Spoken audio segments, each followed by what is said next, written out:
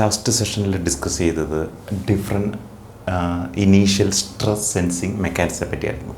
ഈ ഇനീഷ്യലി ഈ stress sense ചെയ്തതിന് ശേഷം എന്ത് സംഭവിക്കുന്നു?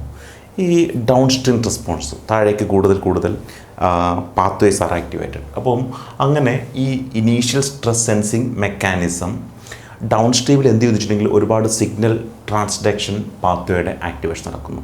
അപ്പം പ്ലാന്റ് ഈ സ്ട്രെസ്സിനോട് റെസ്പോണ്ട് ചെയ്യുന്നത് ഈ സിഗ്നൽ ട്രാൻസ്ഡക്ഷൻ പാത്വേസിൻ്റെ ആക്ടിവേഷൻ വഴിയാണ്.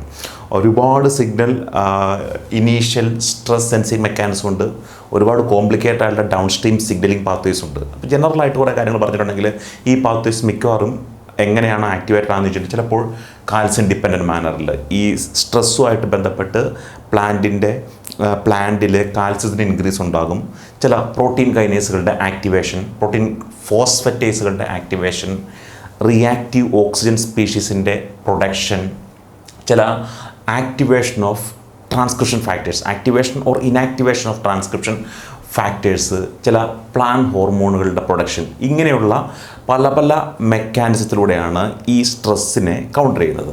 അപ്പം ഇനീഷ്യൽ സ്ട്രെസ് സെൻസിങ് മെക്കാനിസം ഉപയോഗിച്ച് ഡൗൺ സ്ട്രീം സിഗ്നലിംഗ് പാത്വേ ആക്റ്റീവായി അതുവഴി ഒരുപാട് കാര്യങ്ങൾ ഒരുപാട് രീതിയിൽ ഈ സ്ട്രെസ്സിനോട് പ്ലാന്റ് റെസ്പോണ്ട് ചെയ്യുന്നു.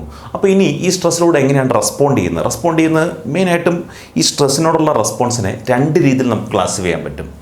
ഇപ്പം നമ്മൾ കണ്ടായിരുന്നു, ഈ ചാപ്റ്ററിൻ്റെ തുടക്കത്തിൽ നമ്മൾ കണ്ടായിരുന്നു, രണ്ട് രീതിയിലുള്ള മെക്കാനിസമാണ് ഈ സ്ട്രെസ്സുമായിട്ട് റിലേറ്റഡ് ആയിട്ട് ആനുവൽസും പെരിന്യൂൽസും എംപ്ലോയ് ചെയ്യുന്നത്.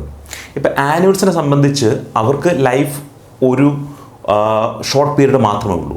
അവരെ സംബന്ധിച്ച് സ്ട്രെസ്സ് വന്നെങ്കിൽ പോലും സക്സസ്ഫുള്ളി റീപ്രൊഡ്യൂസ് ചെയ്യുക, ഈവൻ ആ സ്ട്രെസ് ഉള്ള സമയത്ത് പോലും റീപ്രൊഡക്ഷനോട് പോവുക, മാക്സിമം നമ്പർ ഓഫ് പ്രോജനെ പ്രൊഡ്യൂസ് ചെയ്യുക, അല്ലെങ്കിൽ സീഡിൻ്റെ എണ്ണം മാക്സിമൈസ് ചെയ്യുക. കാരണം എന്തായാലും ഈ ഒരു ടൈം പീരീഡിന് ശേഷം പ്ലാന്റ് ഡെത്തിലോട്ട് പോകും. അപ്പോൾ സ്വാഭാവികമായിട്ടും ആ ഒരു ഷോർട്ട് പീരീഡിൽ സ്ട്രെസ് ഉണ്ടെങ്കിൽ പോലും ആ സ്ട്രെസ് ഉള്ള സമയത്ത് തന്നെ ഈ റീപ്രൊഡക്ഷനോട്ട് പോവുക, അതിൽ കണ്ടിന്യൂ ചെയ്യുക എന്നുള്ളതാണ് ആനുവൽസിനെ സംബന്ധിച്ച് ഏറ്റവും നല്ല മെക്കാനിസം. ഇനി പെരിന്യൂൽസിനെ സംബന്ധിച്ച് അവർക്ക് ഇനിയും ഓപ്പർച്യൂണിറ്റി ഉണ്ട്, ഇനിയും ഒരുപാട് കാലം ഈ റീപ്രൊഡക്റ്റീവ് സീസൺ വരും.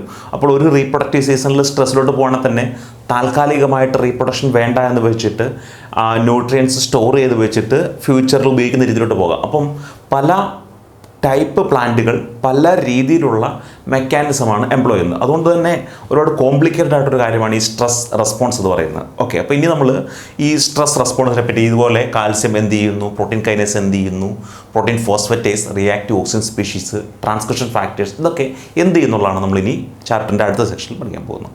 അപ്പോൾ നമ്മൾ ഇനി കാണാൻ പോകുന്നത് ഈ സ്ട്രെസ് റിലേറ്റഡ് മാനറിൽ പ്രൊഡ്യൂസ് ചെയ്ത കാൽസ്യം അല്ലെങ്കിൽ റിയാക്റ്റീവ് ഓക്സിജൻ സ്പീഷീസ്, മെയിനായിട്ടും സ്ട്രെസ്സിൻ്റെ സമയത്ത് അത് എന്ത് ടൈപ്പ് ഓഫ് സ്ട്രെസ് ആയിക്കോട്ടെ, ഓക്സിഡേറ്റീവ് സ്ട്രെസ് ആയിക്കോട്ടെ, സലൈനിറ്റി സ്ട്രെസ് ആയിക്കോട്ടെ, ഡ്രോട്ട് ആയിക്കോട്ടെ, ഇങ്ങനെയൊക്കെ ഒക്കെ സമയത്ത് ഇനീഷ്യലി പ്രൊഡ്യൂസ് ചെയ്യുന്ന സ്ട്രെസ് റെസ്പോൺസ് സിഗ്നലായിട്ട് കണക്കാക്കാൻ പറ്റുന്ന റിയാക്റ്റീവ് ഓക്സിജൻ സ്പീഷീസും കാൽസ്യമാണ് നമ്മൾ ഓൾറെഡി കണ്ടു കഴിഞ്ഞു. ഈ കാൽസ്യവും റിയാക്റ്റീവ് ഓക്സിജൻ സ്പീഷീസും എന്ത് ചെയ്യുന്നു എന്നുള്ളതാണ് നമ്മളിത് പറയാൻ പോകുന്നത്. ഇപ്പോൾ കാൽസ്യത്തിനെ പറ്റി പറയുകയാണെങ്കിൽ ഈ കാൽസ്യത്തിൻ്റെ കോൺസെൻട്രേഷൻ ഇൻസൈഡ് സെല്ല് സാധാരണഗതിയിൽ കുറച്ച് വെച്ചേക്കുവാണ്. അപ്പം എന്തുകൊണ്ട് ഇത് കുറച്ച് വെച്ചേക്കുന്നു? കാൽസ്യം ഒരു ഇൻഡിക്കേറ്ററാണ്. ഇൻഡിക്കേറ്ററാകാൻ എപ്പോഴാണ് പറ്റുന്നത്? വളരെ കുറഞ്ഞ ലെവലിലുള്ള കോൺസെൻട്രേഷൻ ലെവലിലുള്ള ഒരു ഫാക്ടർ കൂടുമ്പോഴാണ് അത് ഇൻഡിക്കേറ്റർ ആക്ട് ചെയ്യാൻ പറ്റുള്ളൂ. അപ്പോൾ എങ്ങനെയാണ് ഈ കാൽസ്യത്തിൻ്റെ കോൺസെൻട്രേഷൻ ഇൻസൈഡ് സെല്ല് കുറച്ച് വെച്ചേക്കെന്ന് വെച്ചിട്ടുണ്ടെങ്കിൽ കാൽസ്യം ചാനലുകൾ ഈ പറയുന്ന കാൽസ്യം ട്രാൻസ്പോർട്ടേഷനായിട്ടുള്ള ഇൻവോൾവ് ആയിട്ടുള്ളതാണ്. പക്ഷേ ഈ കാൽസ്യം ചാനലുകൾ എന്ന് പറയുമ്പോൾ കാൽസ്യം ചാനൽ ഓപ്പൺ ആകുമ്പോൾ ഹൈ കോൺസെൻട്രേഷൻ ഉള്ളിടത്തും ലോ കോൺസെൻട്രേഷൻ ഉള്ളിടത്തും കാൽസ്യം ഫ്ലോ ചെയ്യും. അപ്പോൾ ഇതാണ് കാൽസ്യം ചാനലിൻ്റെ കേസിൽ സംഭവിക്കുന്നത്. പലപ്പോഴും ഈ സ്ട്രെസ്സിൻ്റെ സമയത്ത് കാൽസ്യം ചാനലുകളാണ് ഓപ്പൺ ആകുന്നത്. കാൽസ്യം ചാനലുകൾ ഓപ്പൺ ആകുമ്പോൾ ഹൈ കോൺസെൻട്രേഷനിൽ കാൽസ്യം സ്റ്റോർ ചെയ്ത് വെച്ചിരിക്കുന്ന സ്ഥലത്ത് നിന്നും കാൽസ്യത്തിൻ്റെ ഫ്ലോ ഉണ്ടാകും. അത് സൈറ്റോപ്ലാസ്മിക് കാൽസ്യം കോൺസെൻട്രേഷൻ ഇൻക്രീസിന് കാരണമാകുന്നു. അപ്പോൾ എവിടെയാണ് കാൽസ്യം സ്റ്റോർ ചെയ്ത് വെച്ചേക്കുന്നത്? എൻഡോപ്ലാസ്മിക് റെറ്റിക്കുലത്തിനകത്ത് കാൽസ്യം സ്റ്റോർ ചെയ്ത് വെച്ചിട്ടുണ്ട്, അതേപോലെ വാക്യൂളിനകത്ത് കാൽസ്യം സ്റ്റോർ ചെയ്ത് വെച്ചിട്ടുണ്ട്, സെൽ മെംബ്രെയിനിൽ അല്ലെങ്കിൽ ഔട്ട്സൈഡ് സെല്ല് കാൽസ്യം സ്റ്റോർ ചെയ്ത് വെച്ചിട്ടുണ്ട്. സ്ട്രെസ്സിൻ്റെ സമയത്ത് സ്ട്രെസ് ഡിപ്പെൻഡൻറ്റ് മാനറിൽ കാൽസ്യം ചാനലുകൾ ഓപ്പൺ ആകുമ്പോൾ എൻഡോപ്ലാസ്മിക് റെറ്റിക്കുലത്തിൽ നിന്നോ വാക്യൂളിൽ നിന്നോ സെൽ മെംബ്രെയിനിൽ നിന്നൊക്കെയുള്ള കാൽസ്യത്തിൻ്റെ release into the cytoplasm നടക്കും. അത് കാൽസ്യത്തിൻ്റെ ഇൻക്രീസിന് കാരണമാകുന്നു. ഇത് ഒരു ഇൻഡിക്കേറ്ററായിട്ട് ആക്ട് ചെയ്യുന്നു. പിന്നെ ഈ കാൽസ്യം കോൺസെൻട്രേഷൻ ഇൻസൈഡ് സെല്ല് കുറവായിട്ട് മെയിൻറ്റെയിൻ ചെയ്യുന്നതിൽ ഒരുപാട് ഫാക്ടേഴ്സ് ഇൻവോൾവ് ആണ്. അത് ഒന്ന് കാൽസ്യം H+ ആൻറ്റിപോട്ട്. എന്താണ് കാൽസ്യം H+ ആൻറ്റിപോട്ട്സ്? H+ന് പകരം കാൽസ്യം ട്രാൻസ്പോർട്ട് ചെയ്യുന്ന ആൻറ്റിപോട്ടാണ്. അപ്പോൾ ഒരു വഴിക്ക് കാൽസ്യം, ഒരു വഴിക്ക് H+. ഈ H+ Ca2+ ആൻറ്റിപോട്ട് എന്താ ചെയ്യുന്നത്? സൈറ്റോപ്ലാസിനകത്ത് കാൽസ്യം ഉണ്ടെങ്കിൽ അതിനെ വെളിയിലേക്ക് എന്ന് പറയുമ്പോൾ outside the cell or into the vacuole or into the endoplasmic reticulum transport ചെയ്യുന്നു. അങ്ങനെ ട്രാൻസ്പോർട്ട് ചെയ്യുമ്പോൾ എക്സ്ചേഞ്ച് ആയിട്ട് ഒരു H+ അയോൺ കിട്ടുന്നു. അപ്പോൾ ഇങ്ങനെ കാൽസ്യം H+ ആൻറ്റിപോട്ട് കണ്ടിന്യൂസ് ആയിട്ട് ഓപ്പറേറ്റ് ചെയ്യുന്നതുകൊണ്ട് അഥവാ കാൽസ്യം കോൺസെൻട്രേഷൻ ഇൻസൈഡ് സെൽ കൂടിക്കഴിഞ്ഞാൽ പോലും ഈ ഒരു കാൽസ്യം H+ ആൻറ്റിപോട്ട് അത് കുറയ്ക്കുന്നു. ഇനി അതുകൂടാതെ കാൽസ്യം ATPase എന്ന് പറഞ്ഞിട്ടുണ്ടെങ്കിൽ കാൽസ്യത്തിനെ ATP ഡിപ്പെൻഡൻറ്റ് മാനറിൽ ട്രാൻസ്പോർട്ട് ചെയ്യുന്ന, out of the cell transport ചെയ്യുന്ന.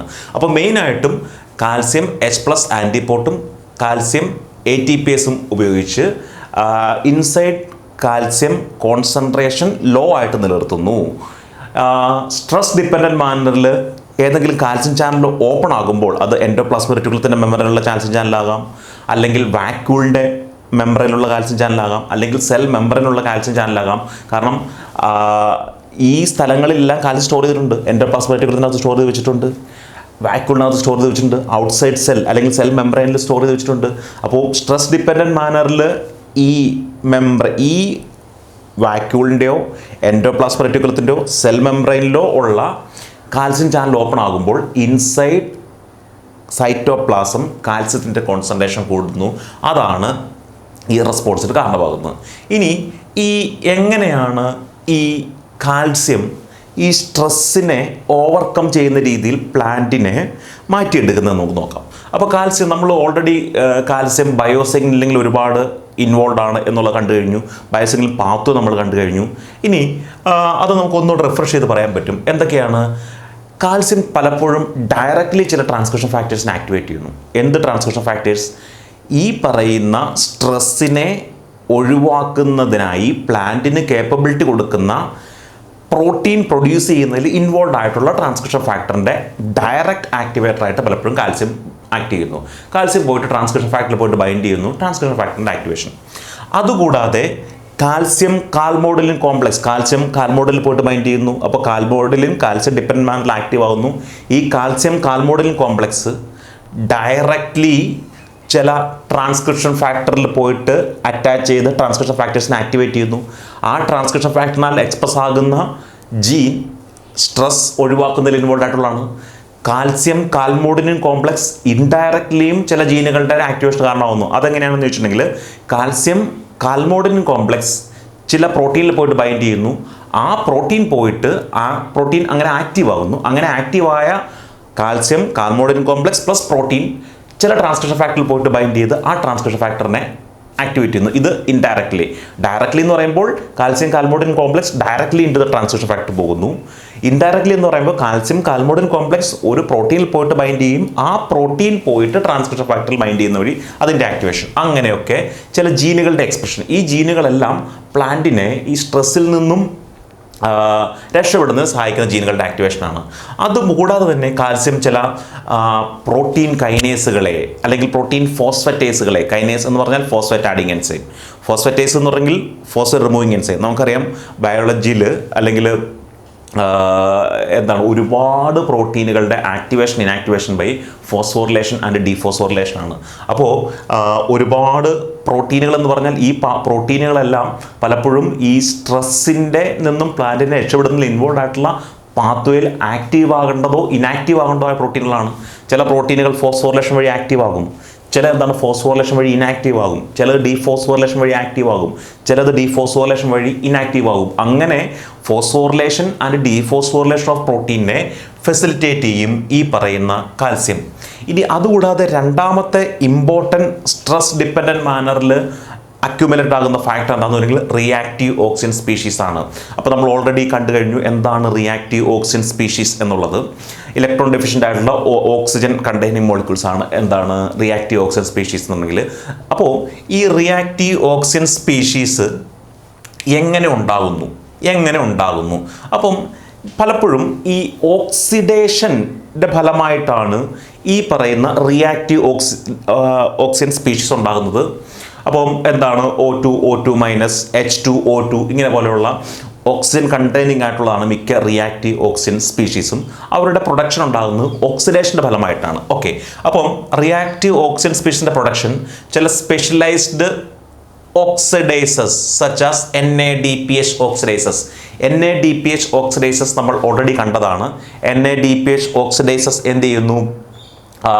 NADPHലുള്ള ഇലക്ട്രോൺ വാട്ടറിലോട്ട് ട്രാൻസ്ഫർ ചെയ്ത് ഈ പറയുന്ന റിയാക്റ്റീവ് ഓക്സിജൻ സ്പീഷീസ് ഉണ്ടാക്കുന്നു. ഇനി അതുകൂടാതെ അമീൻ ഓക്സിഡേസ് എന്താണ് ഇതുപോലെ ഓക്സിഡേഷൻ വഴി റിയാക്റ്റീവ് ഓക്സിജൻ സ്പീഷീസ് ഉണ്ടാകുന്നു. അതുകൂടാതെ എന്താണ് സെൽ ബൗണ്ട് പെറോക്സിഡേസസും ഇതുപോലെ ഓക്സിഡേഷൻ റിയാക്ഷൻ വഴി റിയാക്റ്റീവ് ഓക്സിജൻ സ്പീഷീസ് ഉണ്ടാക്കുന്നു. ഇനി ഈ പറയുന്ന റിയാക്റ്റീവ് ഓക്സിജൻ സ്പീഷീസ് എന്ത് ചെയ്യുന്നു? പലപ്പോഴും റിയാക്റ്റീവ് ഓക്സിജൻ സ്പീഷീസ് ചെയ്യുന്ന കാര്യം കാൽസ്യത്തിൻ്റെ ഇൻക്രീസ് ആണ്. അപ്പോൾ ശരിക്കും പറഞ്ഞാൽ കാൽസ്യം ഡിപ്പെൻഡൻറ്റ് മാറിൽ കുറേ കാര്യങ്ങൾ നടക്കുന്നു. റിയാക്റ്റീവ് ഓക്സിജൻ സ്പീഷീസ് ഉണ്ടായിക്കഴിഞ്ഞാൽ പോലും റിയാക്റ്റീവ് ഓക്സിജൻ സ്പീഷീസ് ചെയ്യുന്ന കാൽസ്യത്തിൻ്റെ കോൺസെൻട്രേഷൻ ഇൻക്രീസ് ചെയ്യിക്കുകയാണ് ചെയ്യുന്നത്. പലപ്പോഴും കാൽസ്യം ചാനലുകളുടെ ഓപ്പണിംഗ് ആണ് ഈ പറയുന്ന റിയാക്റ്റീവ് ഓക്സിജൻ സ്പീഷീസ് ചെയ്യുന്നത്. ഞാൻ ഓൾറെഡി പറഞ്ഞു കഴിഞ്ഞു എവിടെയാണ് ചാനൽ കാണപ്പെടുന്നുള്ളത്. എൻഡോപ്ലാസ്മിക് റെറ്റിക്കുലത്തിൻ്റെ മെംബ്രെയിനിൽ, വാക്യൂളിൻ്റെ മെംബ്രെയിനിൽ, സെൽ മെംബ്രെയിനിൽ ഇങ്ങനെയുള്ള ചാനലുകൾ ഓപ്പൺ ആയാൽ സൈറ്റോപ്ലാസ്മിക് കാൽസ്യം കോൺസെൻട്രേഷൻ ഇൻക്രീസ് ആകുന്നു. അപ്പോൾ അങ്ങനെയുള്ള കാൽസ്യം ചാനലിൻ്റെ ഓപ്പണിംഗ് ആണ് റിയാക്റ്റീവ് ഓക്സിജൻ സ്പീഷീസ് ഡിപ്പെൻഡൻറ്റ് മാനറിൽ നടക്കുന്നത്. ഇനി ഈ ഇൻട്രസ്റ്റിംഗ് ആയിട്ടുള്ള ഒരു കാര്യം എന്താണെന്ന് വെച്ചിട്ടുണ്ടെങ്കിൽ ഈ പറയുന്ന കാൽസ്യം കോൺസെൻട്രേഷൻ കൂടുമ്പോൾ നിങ്ങളിങ്ങനെ മനസ്സിലാക്കുക, റിയാക്റ്റീവ് ഓക്സിജൻ സ്പീഷീസ് വഴി കാൽസ്യം കോൺസെൻട്രേഷൻ കൂടും. എങ്ങനെ? Reactive oxygen species calcium channel open ചെയ്യിക്കും. അപ്പോൾ ഈ കാൽസ്യം ചാനൽ ഓപ്പൺ ചെയ്യുമ്പോൾ കാൽസ്യത്തിൻ്റെ കോൺസെൻട്രേഷൻ കൂടുമ്പോൾ കാൽസ്യം ഡിപ്പെൻഡൻറ്റ് മാനറിൽ NADPH ഓക്സിഡേസ് ആക്റ്റീവ് ആകുന്നു. അപ്പം NADPH ഓക്സിഡേസ് ആണെങ്കിൽ വീണ്ടും റിയാക്റ്റീവ് ഓക്സിജൻ സ്പീഷീസിൻ്റെ പ്രൊഡക്ഷന് കാരണമാകുന്നു. അപ്പോൾ ആലോചിക്കുക, റിയാക്റ്റീവ് ഓക്സിജൻ സ്പീഷീസ് എന്താ ചെയ്യുന്നത്?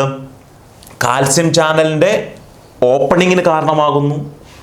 അതുവഴി കാൽസ്യത്തിന് ഇൻക്രീസിന് കാരണമാകുന്നു. ഈ കാൽസ്യം ഡിപ്പെൻഡൻറ്റ് മാനറിൽ CDPK calcium dependent protein kinase active ആകുന്നു. Calcium dependent protein kinase NADPH ഓക്സിഡേസിനെ ആക്ടിവേറ്റ് ചെയ്യുന്നു. അതുവഴി NADPH ഓക്സിഡേസ് വഴി റിയാക്റ്റീവ് ഓക്സിജൻ സ്പീഷീസിൻ്റെ പ്രൊഡക്ഷൻ നടക്കുന്നു. അപ്പോൾ ശരിക്കും പറഞ്ഞിട്ടുണ്ടെങ്കിൽ ഒരു positive acceleration loop, positive activation loop ഇവിടെ കാണാൻ പറ്റും. നമുക്ക് ഒന്നുകൂടെ നോക്കാം എന്താണ് പോസിറ്റീവ് ആക്ടിവേഷൻ ലൂപ്പ് എന്നുള്ളത്. സ്ട്രെസ് ഡിപ്പെൻഡൻറ്റ് മാനറിൽ റിയാക്റ്റീവ് ഓക്സിജൻ സ്പീഷീസ് പ്രൊഡ്യൂസ് ചെയ്തു. റിയാക്റ്റീവ് ഓക്സിജൻ സ്പീഷീസ് ചില കാൽസ്യം ഡിപ്പെൻഡൻറ്റ് പ്രോട്ടീൻ കൈനേസിനെ ആക്ടിവേറ്റ് ചെയ്തു. Calcium dependent protein kinase NADPH ഓക്സിഡേസിനെ ആക്ടിവേറ്റ് ചെയ്തു. NADPH ഓക്സിഡേസ് റിയാക്റ്റീവ് ഓക്സിജൻ സ്പീഷീസിനെ ആക്ടിവേറ്റ് ചെയ്യുന്നു. ഇത് ഒരു സൈക്ലിക് ആക്ടിവേഷൻ ലൂപ്പാണ്. അതായത് ഇതിൻ്റെ പ്രോഡക്റ്റ് തന്നെ അതിൻ്റെ സെൽഫ് ആക്ടിവേഷൻ നടത്തുന്നു. റിയാക്റ്റീവ് ഓക്സിജൻ സ്പീഷീസ് ആണ് പ്രോഡക്റ്റ്. അത് തന്നെ എന്താണ്? കാൽസ്യം ഡിപ്പെൻഡൻറ്റ് പ്രോട്ടീൻ കൈനസിനെ കൂട്ടി NADPH ഓക്സിഡേസിനെ ആക്ടിവേറ്റ് ചെയ്ത് അതുവഴി വീണ്ടും റിയാക്റ്റീവ് ഓക്സിജൻ സ്പീഷീസ് ഉണ്ടായി. ഇതാണ് പോസിറ്റീവ് ആക്ടിവേഷൻ ലൂപ്പിനെ പറ്റി പറയാനുള്ളത്. അപ്പം അതുകൂടാതെ റിയാക്റ്റീവ് ഓക്സിജൻ സ്പീഷീസ് ചില പ്രോട്ടീൻ കൈനേസുകളെയും ഫോസ്ഫറ്റേസുകളും ഒക്കെ ആക്ടിവേറ്റ് ചെയ്യുന്നുണ്ട്. അപ്പോൾ ഇതും പലപ്പോഴും ഈ സിഗ്നൽ ഒഴിവാക്കുന്ന പാത്വേയിൽ ഇൻവോൾവ് ആയിട്ടുള്ള പ്രോട്ടീൻ കൈനേസുകളാകാം, ഫോസ്ഫറ്റേസുകളാകാം. ഇനി അടുത്ത ഒരു കാര്യം എന്താണെന്ന് ക്രോസ് ടോക്കിംഗ് എന്ന് പറഞ്ഞിട്ടുണ്ടെങ്കിൽ ഈ പല സ്ട്രെസ്സുകൾ കൺവേർജ് ചെയ്യും, ഒരു പാത്തിലോട്ടെത്തും. പലപ്പോഴും പല ടൈപ്പ് സ്ട്രെസ്സ് പ്ലാന്റ് ഫീൽ ചെയ്യുമ്പോൾ പോലും ഫൈനലി ആക്റ്റീവ് ആകുന്ന പ്രോട്ടീനുകൾ അല്ലെങ്കിൽ സ്ട്രെസ്സിൽ നിന്നും പ്ലാന്റിനെ രക്ഷപ്പെടുത്താൻ കേപ്പബിലിറ്റി കൊടുക്കുന്ന ഫാക്ടേഴ്സ് സെയിം ആയിരിക്കും. അപ്പോൾ ഇവിടെ നോക്കുക, ഇപ്പോൾ ഒരു ഓക്സിഡേറ്റീവ് സ്ട്രെസ് ആയിക്കോട്ടെ, സലൈനിറ്റി സ്ട്രെസ് ആയിക്കോട്ടെ, ഡ്രോട്ട് ആയിക്കോട്ടെ, ടെമ്പറേച്ചർ ആയിക്കോട്ടെ, ഇവിടെയൊക്കെ ഇനീഷ്യലി റെസ്പോണ്ട് ചെയ്യുന്നത് എങ്ങനെയാണ്? കാൽസ്യത്തിൻ്റെ ഇൻക്രീസ് അല്ലെങ്കിൽ റിയാക്റ്റീവ് ഓക്സിജൻ സ്പീഷീസാണ്. അപ്പോൾ ഡിഫറെൻറ്റ് ടൈപ്സ് ഓഫ് സ്ട്രെസ്, അത് temperature, oxidative stress, salinity, drought, ഇങ്ങനെയുള്ള എല്ലാത്തിലും ഇനീഷ്യലി ആക്റ്റീവ് ആകുന്നത് കാൽസ്യവും റിയാക്റ്റീവ് ഓക്സിജൻ സ്പീഷീസ് അല്ലെങ്കിൽ ഫോസ്ഫാറ്റിഡിക് ആസിഡ് ഇങ്ങനെയുള്ള ഫാക്ടേഴ്സാണ് ഇനീഷ്യലി ആക്റ്റീവ് ആകുന്നത്. അൾട്ടിമേറ്റ്ലി ഇവരെന്താണ് പലപ്പോഴും നമുക്കറിയാം MAP കൈനേസ് പാത്വേ നമ്മൾ ഓൾറെഡി ഡിസ്കസ് ചെയ്തതാണ്. MAP kinase pathway, mitogen activated protein kinase pathway, MAP_K activate ചെയ്തു, MAP_K, MAPK റെസ്പോൺസ്. അപ്പോൾ ആലോചിക്കുക, ഈ പറയുന്ന കാൽസ്യവും ഫോസ്ഫാറ്റിഡിക് ആസിഡും റിയാക്റ്റീവ് ഓക്സിജൻ സ്പീഷീസും ഒക്കെ കൂടിയിട്ട് മിക്കവാറും കേസിൽ ആക്ടിവേറ്റഡ് ആകുന്ന ഒരു കോമൺ പാത്വേ എന്താണ്? MAP കൈനേസ് പാത്വേ ആണ്. അപ്പോൾ തുടങ്ങിയത് പല രീതിയിലാണ്. ചിലപ്പോൾ ടെമ്പറേച്ചർ സ്ട്രെസ്സിലാകാം, ഓക്സിഡേറ്റീവ് സ്ട്രെസ് ആകാം, സലൈനിറ്റി സ്ട്രെസ് ആകാം, ഡ്രോട്ട് ആകാം. ഇതെല്ലാം കൺവേർജ് ചെയ്യുന്ന എങ്ങോട്ടാണ്? MAP കൈനേസ് പാത്വയിലാണ്. ഇതാണ് ക്രോസ് ടോക്ക് എന്ന് പറയുന്നത്. അപ്പോൾ ഇത്രയൊക്കെയാണ് ബേസിക്കലി ഈ ഒരു ഏരിയയിൽ പറയാനുള്ളത്. ഒരു നമ്മൾ കണ്ടു കഴിഞ്ഞു, ഇപ്പോൾ എല്ലാ സ്ട്രെസ് റെസ്പോൺസ് സിഗ്നൽ ട്രാൻസ്ഡക്ഷൻ പാത്വേയും മിക്കവാറും almost always activation of transcription ഫാക്ടറിൽ ഇൻവോൾവ് ആവുകയും ആ ട്രാൻസ്ക്രിപ്ഷൻ ഫാക്ടർ ഏതെങ്കിലും ജീനുകളെ ഡയറക്റ്റ്ലി ഓർ ഇൻഡയറക്റ്റ്ലി ആക്ടിവേറ്റ് ചെയ്യും. അതുവഴി സ്ട്രെസ്സിൽ നിന്നും പ്ലാന്റ് രക്ഷപ്പെടുന്ന അവസ്ഥയിലോട്ട് പോകുന്നു. അപ്പം ട്രാൻസ്ക്രിപ്ഷൻ ഫാക്ടേഴ്സ് എപ്പോഴും ജീൻ്റെ ആക്ടിവേറ്റർ ആണെന്ന് നിർബന്ധമൊന്നുമില്ല. ട്രാൻസ്ക്രിപ്ഷൻ ഫാക്ടർ എന്ന് പറഞ്ഞാൽ ട്രാൻസ്ക്രിപ്ഷൻ റെഗുലേറ്ററാണ്. ജീനുകളുടെ അപ്പ് റെഗുലേഷനും ഡൗൺ റെഗുലേഷനും ട്രാൻസ്ക്രിപ്ഷൻ ഫാക്ടറിൻ്റെ ഫംഗ്ഷനാണ്. അപ്പം ഒരു ട്രാൻസ്ക്രിപ്ഷൻ ഫാക്ടർ ആക്റ്റീവ് ആകുമ്പോൾ കുറച്ചൊരു സ്പെസിഫിക് ആയിട്ട് പറയുകയാണെങ്കിൽ സ്ട്രെസ് ഇൻഡ്യൂസ്ഡ് മാനറിൽ ഏതെങ്കിലും transcription factor or group of transcription factors activated ആവുകയാണെങ്കിൽ ഒരുപാട് ജീനുകൾ ആക്ടിവേറ്റഡ് ആകുകയും ചില ജീനുകൾ റിപ്രസ് ആകുകയും ചെയ്യുന്നുണ്ട്. അപ്പം ഈ ട്രാൻസ്ക്രിപ്ഷൻ ഫാക്ടറിൻ്റെ ആക്ടിവേഷൻ എന്ന് പറയുമ്പോൾ നിങ്ങൾ വിചാരിക്കരുത് ജീനുകളുടെ ആക്ടിവേഷൻ മാത്രമല്ല, അതിനകത്ത് ചില ജീനുകളുടെ ഇനാക്ടിവേഷനും എല്ലാം ഇതിനകത്ത് ഇൻവോൾവ് ആണ്. അപ്പം ഒരു സിംഗിൾ ട്രാൻസ്ക്രിപ്ഷൻ ഫാക്ടർ ചിലപ്പം നൂറുകണക്കിന് ജീനുകളുടെ റെഗുലേഷനിൽ ഇൻവോൾവ് ആയേക്കാം. ചിലപ്പോൾ എന്താണ്, ഒരു ട്രാൻസ്ക്രിപ്ഷൻ ഫാക്ടർ ഒരു ജീൻ്റെ ആക്ടിവേറ്റർ ആണെങ്കിൽ മറ്റൊരു ജീൻ്റെ റിപ്രസറായി മാറിയേക്കാം. അപ്പോൾ അങ്ങനെ ഒരു സിംഗിൾ ജീൻ നൂറുകണക്കിന് സിംഗിൾ ട്രാൻസ്ക്രിപ്ഷൻ ഫാക്ടർ നൂറുകണക്കിന് ജീനുകളുടെ റെഗുലേഷനിൽ ഇൻവോൾവ് ആണ്. അപ്പം ഈ സ്ട്രെസ് റെസ്പോൺസ് എന്ന് പറയുന്നത് ഹൈലി കോംപ്ലിക്കേറ്റഡ് ആയിട്ടുള്ള ഒരു മെക്കാനിസമാണ്. ഭയങ്കര നെറ്റ്വർക്ക് ഓഫ് ആക്ടിവേഷൻസ് നടക്കുന്നുണ്ട്. അപ്പം ഇതിനകത്ത് ട്രാൻസ്ക്രിപ്ഷൻ ഫാക്ടേഴ്സ് സാധാരണഗതിയിൽ എന്താണ്, ഇപ്പോൾ ട്രാൻസ്ക്രിപ്ഷൻ ഫാക്ടർ ഡയറക്റ്റ്ലി ഒരു ജീൻ്റെ പ്രൊമോട്ടറിൽ പോയിട്ട് ബൈൻഡ് ചെയ്ത് അതിൻ്റെ എന്താണ് ഡയറക്റ്റ്ലി ആക്ടിവേറ്റ് ചെയ്യാം. ചില ട്രാൻസ്ക്രിപ്ഷൻ ഫാക്ടേഴ്സ് എന്താണ്, ചില ട്രാൻസ്ക്രിപ്ഷൻ ഫാക്ടേഴ്സ് അതിൻ്റെ ആക്ടിവേഷൻ വഴി ഒരു ജീൻ ആക്റ്റീവ് ആകുന്നു. ആ ജീനും എന്താണ് ട്രാൻസ്ക്രിപ്ഷൻ ഫാക്ടറാണ്. ആ ട്രാൻസ്ക്രിപ്ഷൻ ഫാക്ടർ പോയിട്ട് എന്താണ് ആക്ച്വൽ സ്ട്രെസ് റെസ്പോൺസിൽ ഇൻവോൾവ് ആയിട്ടുള്ള ജീൻ്റെ ആക്ടിവേഷൻ. ഞാൻ ഒന്നുകൂടെ പറയുന്നു, ചില ട്രാൻസ്ക്രിപ്ഷൻ ഫാക്ടേഴ്സ് ഡയറക്റ്റ്ലി സ്ട്രെസ് റെസ്പോൺസിൽ ഇൻവോൾവ് ആയിട്ടുള്ള ജീനെ ആക്ടിവേറ്റ് ചെയ്യുന്നു. സ്ട്രെസ് ഇൻഡ്യൂസ്ഡ് മാനറിൽ ആക്റ്റീവ് ആകുന്ന ചില ട്രാൻസ്ക്രിപ്ഷൻ ഫാക്ടേഴ്സ് ചില ട്രാൻസ്ക്രിപ്ഷൻ ഫാക്ടേഴ്സിൻ്റെ ആക്ടിവേറ്ററാണ്. അപ്പം ഒരു ട്രാൻസ്ക്രിപ്ഷൻ ഫാക്ടർ ജീനെ ആക്ടിവേറ്റ് ചെയ്യുകയോ റെപ്രസ് ചെയ്യുന്നതിനാണ് ട്രാൻസ്ക്രിപ്ഷൻ ഫാക്ടർ എന്ന് പറയുന്നത്. ഇവിടെ ഡയറക്റ്റ്ലി സ്ട്രെസ് റെസ്പോൺസിൽ ഇൻവോൾവ് ആയിട്ടുള്ള ജീനുകളെ അപ്രഗുലേറ്റ് ചെയ്യുന്നു. ഇവിടെ എന്താണ്, ഈ ട്രാൻസ്ക്രിപ്ഷൻ ഫാക്ടർ മറ്റ് ചില ട്രാൻസ്ക്രിപ്ഷൻ ഫാക്ടേഴ്സിനെ ആക്ടിവേറ്റ് ചെയ്തു. ആ ട്രാൻസ്ക്രിപ്ഷൻ ഫാക്ടറാണ് ജീൻ എക്സ്പ്രഷൻ കാരണമാകുന്നത്. അപ്പം ഇത് ഞാൻ പറഞ്ഞു വരുന്നത് എന്താണെന്ന് ചോദിച്ചിട്ടുണ്ടെങ്കിൽ, സ്ട്രെസ് ഇൻഡ്യൂസ്ഡ് മാനറിൽ ട്രാൻസ്ക്രിപ്ഷൻ ഫാക്ടറിൽ ഡയറക്റ്റ്ലി ചില ജീനുകളെ ആക്ടിവേറ്റ് ചെയ്യാം, അതിൽ നിന്നും സ്ട്രെസ്സിൽ നിന്നും പ്ലാന്റ് രക്ഷപ്പെടും. അതുകൂടാതെ എന്താണ്, ട്രാൻസ്ക്രിപ്ഷൻ ഫാക്ടർ മറ്റ് ട്രാൻസ്ക്രിപ്ഷൻ ഫാക്ടേഴ്സിൻ്റെ ആക്ടിവേഷൻ കാരണമാകുന്നു. അത് വഴിയാണ് പലപ്പോഴും ഈ സ്ട്രെസ് റെസ്പോൺസിൽ ഇൻവോൾവ് ആയിട്ടുള്ള ജീനുകളുടെ ആക്ടിവേഷൻ നടക്കുന്നത്. അപ്പം ഒരു ടേം റെഗുലോൺസ് എന്നൊരു ടേം യൂസ് ചെയ്തിട്ടുണ്ട്. ടേം എന്താണെന്ന് വെച്ചിട്ടുണ്ടെങ്കിൽ, combination of transcription factors generate a gene network responding to an abiotic stress, some gene being activated and some down regulated. അപ്പോൾ ഒരു group of transcription factors activated ആകുന്നു സ്ട്രെസ് ഇൻഡ്യൂസ്ഡ് മാനറിൽ. അപ്പോൾ ഒരു complex networks of genes are activated. അപ്പം എന്താ വെച്ചാൽ ഓരോ transcription ഫാക്ടറിനും നൂറുകണക്കിന് ജീൻ ആക്ടിവേറ്റ് ചെയ്യാം. അങ്ങനെ ഒരുപാട് ട്രാൻസ്ക്രിപ്ഷൻ ഫാക്ടേഴ്സ് സ്ട്രെസ് റെസ്പോൺസിലൂടെ ആക്ടിവേറ്റഡ് ആകുന്നു. അപ്പം ശരിക്കും പറഞ്ഞാൽ ഒരു ഹൈലി ഇൻ്റർകണക്റ്റഡ് ആയിട്ടുള്ള ഒരു നെറ്റ്വർക്ക് ഓഫ് ജീൻ ആക്ടിവേഷൻ നടക്കുന്നു. അപ്പം ആ ഒരു നെറ്റ്വർക്കിനെയാണ് സ്ട്രെസ് റെസ്പോൺസ് റെഗുലോൺ എന്ന് പറയുന്നത്. സ്ട്രെസ് റെസ്പോൺസ് റെഗുലോൺ എന്ന് പറഞ്ഞാൽ ഏറ്റവും സിമ്പിളായിട്ട് പറയുകയാണെങ്കിൽ സ്ട്രെസ് ഡിപ്പെൻഡൻറ്റ് മാനറിൽ group of transcription factors activate ചെയ്യുന്നു. അവർ ഓരോരുത്തരും ഒരുപാട് ജീനുകളുടെ റെഗുലേഷൻ ഇൻവോൾവ് ആകുന്നു. ആ കോംപ്ലക്സ് നെറ്റ്വർക്ക് ഓഫ് റെഗുലേഷനെയാണ് സ്ട്രെസ് റെസ്പോൺസ് റെഗുലോൺ എന്ന് പറയുന്നത്. ഓക്കെ, നമ്മൾ എപ്പോഴും ഈ എല്ലാ കാര്യങ്ങളുടെയും മാസ്റ്റർ റെഗുലേറ്റർ ന്യൂക്ലിയസ് ആയിട്ടാണ് നമ്മൾ കൺസിഡർ ചെയ്തേക്കുന്നത്. ഇപ്പം സ്ട്രെസ് റെസ്പോൺസിൻ്റെ കേസിലാണെങ്കിൽ ഓക്കെ, എന്താണ് ഈ സിഗ്നൽ ഇനീഷ്യലി സെൻസ് ചെയ്തിട്ട് അൾട്ടിമേറ്റ്ലി ട്രാൻസ്ക്രിപ്ഷൻ ഫാക്ടേഴ്സ് ന്യൂക്ലിയസിനകത്ത് എൻ്റർ ചെയ്യുകയും ന്യൂക്ലിയസിൽ പ്രൊഡ്യൂസ് ചെയ്യുന്ന ഫാക്ടർ ഇതിനെ റെഗുലേറ്റ് ചെയ്യുന്നു. അപ്പം ഈ പ്ലാന്റിൻ്റെ കേസിൽ പലപ്പോഴും ന്യൂക്ലിയസിനെ വേറെ ചില സെൽ ഓർഗൻസ് റെഗുലേറ്റ് ചെയ്യാറുണ്ട്. അപ്പം അതെങ്ങനെയാണെന്ന് വെച്ചിട്ടുണ്ടെങ്കിൽ പലപ്പോഴും ഈ ക്ലോറോപ്ലാസ്റ്റിൻ്റെ സ്വന്തമായിട്ടുള്ള ജീനുകളുണ്ട്. ഒരു സർക്കുലർ ക്രോമസോം ഉണ്ട്. ക്ലോറോപ്ലാസ്റ്റിലെ പല പ്രോട്ടീനുകളും പ്രൊഡ്യൂസ് ചെയ്യുന്നത് ആ ഒരു സർക്കുലർ ക്രോമസോമിലാണ്. ക്ലോറോപ്ലാസ്റ്റിലുള്ള DNA നിന്നും ട്രാൻസ്ക്രിപ്ഷൻ ആൻഡ് ട്രാൻസ്ലേഷൻ വഴി ചില പ്രോട്ടീൻസ് അവിടെ തന്നെ പ്രൊഡ്യൂസ് ചെയ്യുന്നുണ്ട്. ചില ന്യൂക്ലിയർ ജീനുകൾ ക്ലോറോപ്ലാസ്റ്റിലേക്ക് ട്രാൻസ്പോർട്ട് പെടുന്നുണ്ട്. അപ്പോൾ പല പിഗ്മെൻറ്റുകളുടെയൊക്കെ പ്രോട്ടീൻ പാർട്ട് പലപ്പോഴും ട്രാൻസ്ക്രിപ്ഷൻ ആൻഡ് ട്രാൻസ്ക്രിപ്ഷൻ ന്യൂക്ലിയസിലും ട്രാൻസ്ലേഷൻ സൈറ്റോപ്ലാസ്റ്റിലും അതിനുശേഷം protein into the chloroplast transport ചെയ്യുകയും ചെയ്യുന്നു. അപ്പം നിങ്ങൾ മനസ്സിലാക്കുക, ക്ലോറോപ്ലാസ്റ്റിലുള്ള എല്ലാ ജീനുകളും ക്ലോറോപ്ലാസ്റ്റിൽ തന്നെ ബയോസിന്തസിസ് നടക്കുന്നതല്ല. ഒട്ടുമിക്ക ജീനുകളുടെയും ട്രാൻസ്ക്രിപ്ഷൻ ആൻഡ് ട്രാൻസ്ലേഷൻ ക്ലോറോപ്ലാസ്റ്റ് നടക്കും. ചില ന്യൂക്ലിയർ ജീൻ്റെ പ്രോഡക്റ്റ് ന്യൂക്ലിയസിൽ ട്രാൻസ്ക്രിപ്ഷനും സൈറ്റോപ്ലാസ്റ്റിൽ ട്രാൻസ്ലേറ്റും ചെയ്ത് ഇൻറ്റു ദ ക്ലോറോപ്ലാസ്റ്റ് ട്രാൻസ്പോർട്ടർ ആകുന്നുണ്ട്. അപ്പോൾ ടോട്ടലി ഓട്ടോണോമസ് ആയിട്ടുള്ള സ്ട്രക്ചർ നമുക്ക് ക്ലോറോപ്ലാസ്റ്റിനെ പറയാൻ പറ്റത്തില്ല.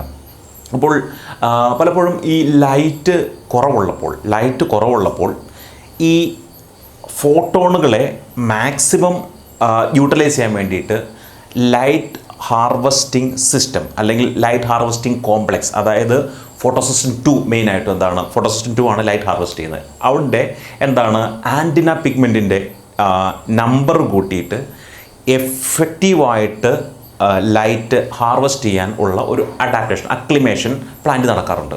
അപ്പോൾ ലോ ലൈറ്റിൽ അക്ലിമാറ്റീസ് ആയിട്ടുള്ള പ്ലാന്റുകളിൽ ലൈറ്റ് ഹാർവസ്റ്റിംഗ് കോംപ്ലക്സ് അല്ലെങ്കിൽ ഫോട്ടോസിസ്റ്റം 2ൻ്റെ ആൻറ്റിന പിഗ്മെൻറ്റുകളുടെ എണ്ണം കൂടുതലായിരിക്കും. അപ്പോൾ ശരിക്കും പറഞ്ഞാൽ ഇത് ഒരു ലോ ലൈറ്റ് അഡാപ്റ്റേഷനാണ്. അപ്പോൾ ഇങ്ങനെയുള്ള പ്ലാന്റുകൾ ഹൈ ഇൻറ്റൻസിറ്റി ലൈറ്റിലോട്ട് വരുമ്പോൾ എന്താണ് പ്രശ്നം? ലൈറ്റിൻ്റെ ഇൻറ്റൻസിറ്റി കൂടുതലാണ്, നമ്പർ ഓഫ് ഫോട്ടോൺസ് വളരെ കൂടുതലുണ്ട്.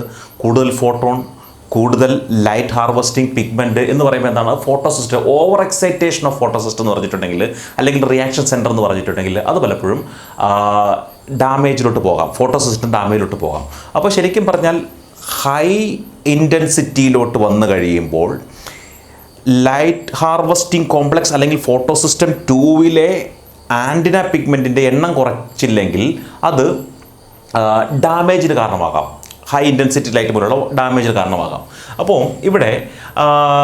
ഇവിടെ ഇങ്ങനെയുള്ള സമയത്ത് ക്ലോറോപ്ലാസ്റ്റിൽ നിന്നുള്ള ചില സിഗ്നലുകൾ ചില ന്യൂക്ലിയർ ജീനെ റെഗുലേറ്റ് ചെയ്യും. അതുവഴി ഈ പറയുന്ന ആൻറ്റിന പിഗ്മെൻറ്റിൻ്റെ ഡെൻസിറ്റി അല്ലെങ്കിൽ നമ്പർ കുറയ്ക്കുന്ന വരുന്നു. അപ്പോൾ ശരിക്കും പറഞ്ഞാൽ ഇവിടെ റിട്രോഗ്രേഡ് സിഗ്നലിംഗ് അല്ലെങ്കിൽ റിവേഴ്സ് സിഗ്നലിംഗ് ആണ്. അതായത് ക്ലോറോപ്ലാസ്റ്റിൽ നിന്നുള്ള ചില ഫാക്ടേഴ്സ് ന്യൂക്ലിയർ ജീനെ അണ്ടർ റെഗുലേറ്റ് ചെയ്യുന്നു. ഈ ന്യൂക്ലിയർ ജീൻ ഏതാണ്?